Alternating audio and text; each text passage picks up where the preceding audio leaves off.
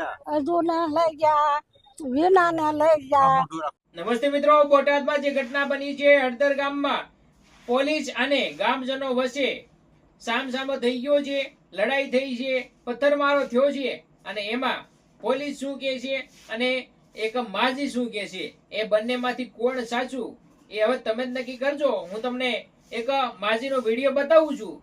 BS9 channel વાળા, media વાળા તેનું ઇન્ટરવ્યુ લેવા જાય છે, ગામે ગામ જઈને જે ગામના લોકો છે એને જઈને પૂછે છે, ત્યારે એક માજી શું જવાબ આપે છે એ જોજો અને ગમે તો વિડીયો શેર કરી દેજો. અને પોલીસ સાચા કે પછી આ માજી જે લગભગ 70-80 વર્ષના હશે, એથી વધારે હોય તો ના નહીં, તો એ સાચા છે કે પછી પોલીસ, કમેન્ટમાં જણાવી દેજો.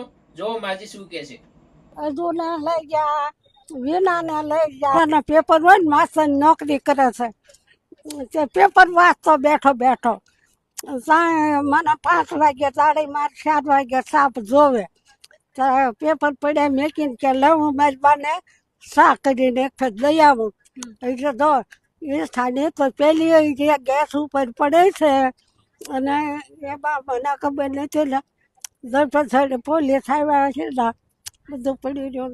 તો જો મિત્રો, માજી કહે છે કે મારો છોકરો નોકરી કરે છે, શિક્ષકની નોકરી કરે છે અને પેપર ચેક કરતો હતો અને ત્યાં ચા બનાવવા જાય છે અને પછી એને પણ ઉઠાવીને લઈ જાય છે.